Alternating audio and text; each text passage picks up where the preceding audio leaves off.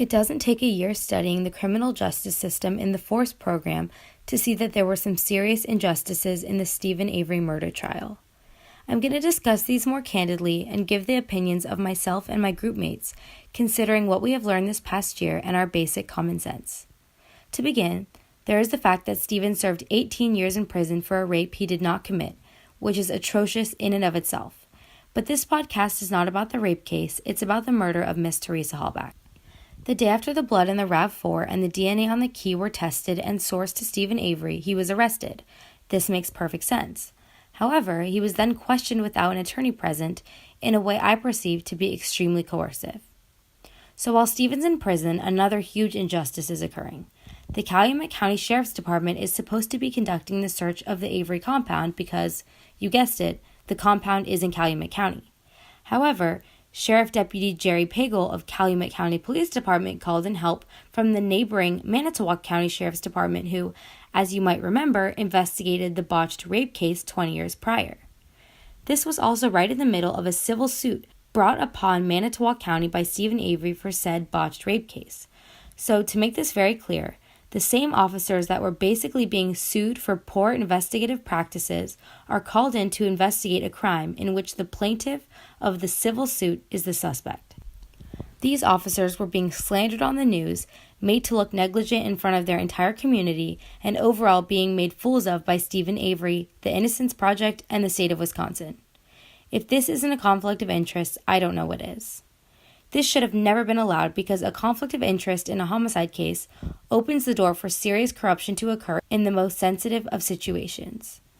And we know that this really did have an impact on the investigation because Stephen's room was searched for 4 days and this key was not found. And on the 5th day, when the supervising officer from Calumet County was not there, which is also a violation of the protocol in this case, Lieutenant Lang from the Manitowoc Sheriff's Department, one of the very officers that had been deposed just 2 weeks prior in the civil case, found this key that was exploding with Stephen's DNA. Also very suspicious, not one shred of evidence was found in the 4 months that investigators spent searching Stephen's garage, but the day after Brendan's confession, a flattened bullet fragment is found with Teresa's DNA on it. This sounds very strange to me. I'll let you guess which police department found it. If you said Manitowoc County, you'd be correct. All of the evidence was sketchy because of the conditions in which it was found, including when and by whom. But the other half of this case rests in Brendan Dassey's confession, which is wrong in so many ways I don't even know where to begin. First of all, the day he was pulled out of school, Wiegert and Fossbender questioned him without any adults present and lied to him, telling him that his mom had okayed the interrogation, which, in reality, she knew nothing about. Here's an excerpt. Mail, there was like a envelope in there with his name on it. Okay, we're going. But what did you do? I knocked on the door and he answered it. Yeah, and then what? I gave it to him and then I left. Come on now. You just heard screaming over there. You're making this hard on us and yourself. Be honest. You went inside, didn't you? Yeah. You went in the trailer? Mm-hmm. You're not. We have the evidence, Brendan. We just need you to be honest with us. That he cut off her hair. He cut off her hair? Okay, what else? What else was done to her head? That he punched her. There are several times in these interrogations where the police mention crucial pieces of information that Brendan made no mention of, but then he agrees to. The tactics used in interrogation are very intense, and were extremely inappropriate for use on a 16-year-old boy who had a learning disability and was in several special education classes. He definitely had no idea what his rights were in that moment, and had no idea what the consequences of his words would be.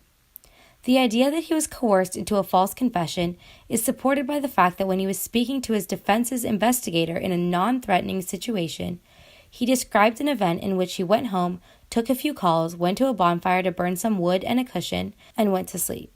He made the story up all by himself, but the story of Teresa being raped, shot, and burned was pulled out of him by 2 detectives that were already using shady practices by interrogating a minor without any adults present. During his interrogation, he would say his original story, but would proceed to adjust it according to the reaction he got from the investigators there. Brendan's confusion and inconsistencies follow him to the trial, where he is consistently asked if he knows the severity of his alleged crime and if he is sorry. This fits in perfectly with the competency to stand trial, something we investigate thoroughly in forensic psychology with Mr. Banks. The assessment of one's competency to stand trial revolves around his or her ability to perform important court-related functions, including understanding their current legal situation, which Brendan obviously did not when he was interrogated, as he did not know why he was pulled out of school, understanding the charges against them, available pleas, penalties, and the roles of those in the courtroom. The lack of competency can be seen throughout his entire trial, when his own defense attorney, Len Kaczynski, tells Brendan to take a guilty plea, and Brendan has no idea what this means and what sentence this will bring. The legal system is an adversarial one, in which an attorney represents their client to the best of his or her ability in front of an impartial judge. However, it seemed as though Len believed solely in Brendan's guilt, and therefore did a terrible job defending him. He should have received counsel that would support him, and I think this is a serious problem that pervades the criminal justice system in America. Lastly, I think a large problem with this case is the fact that the media attention could have definitely influenced the outcome. Now, this is not exactly the fault of the court system because, try as they might, they cannot prevent the jury from being exposed to media in such a small town. After the arrest, the media was quick to pick apart the Avery family, flashing images of Easter cards written by Avery to his children reading, "Kiss me," and "I hate mom, she will pay," on the nightly news. Yes, this is totally creepy, but has nothing to do with the murder case and could have influenced the jurors' perceptions of Avery. Overall, the case was handled in a way that was not conducive to a fair trial and could have very well been the reason behind the conviction. Besides the fact that the case was conducted in an extremely suspicious way with shady timing, there are other reasons why we think Stephen Avery is innocent and that the Manitowoc County Sheriff's Department framed him in this murder case. The first reason, and the one I think of every time I do research on this case, is why would a man who spent 18 years in jail on a false conviction do anything that would risk him going back to jail? Things were going so well for him. He had a bill named after him. It was meant to help falsely convicted people. He was the star of the Innocent Project. He was probably going to get a ton of money as a settlement in the civil case, and his family was finally reunited. Why would he do it? There's something else that strikes me as very odd.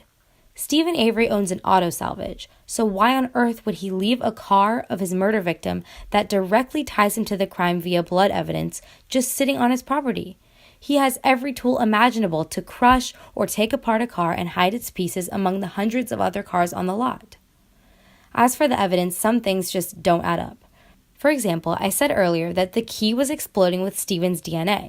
This is because the prosecution stated that the only DNA found on the key was that of Stephen Avery, which is ridiculous because it had been in Teresa's possession for years. In what world would Teresa's DNA not be found on her own car key? The prosecution claimed that the lack of fingerprints found in the RAV4 was due to Stephen wearing gloves. But if he was wearing gloves, how could the cut from his finger produce blood that landed in the vehicle? How could he have been actively bleeding from a cut that was covered by a glove? The next aspects that are illogical are based off Brendan's testimony, which I don't believe in the first place, but are things that have to be refuted in order to convince the jury of his innocence. If Teresa was tortured and her throat was slashed and she was chained to the bed in Stephen's trailer, why were there no scratches, no blood, and overall zero evidence of any of this happening in the trailer? Brendan claimed that he and Stephen shot Teresa, but as we learned from Mr. Dixon's forensic science class, gunshots produce high-velocity blood spatter on surrounding surfaces, which is lots of little dots of blood in a cluster. There is no way this could have been avoided, and I highly doubt Stephen would have been able to sanitize the amount of blood in the trailer and the garage that would have resulted from the torture as described by Brendan.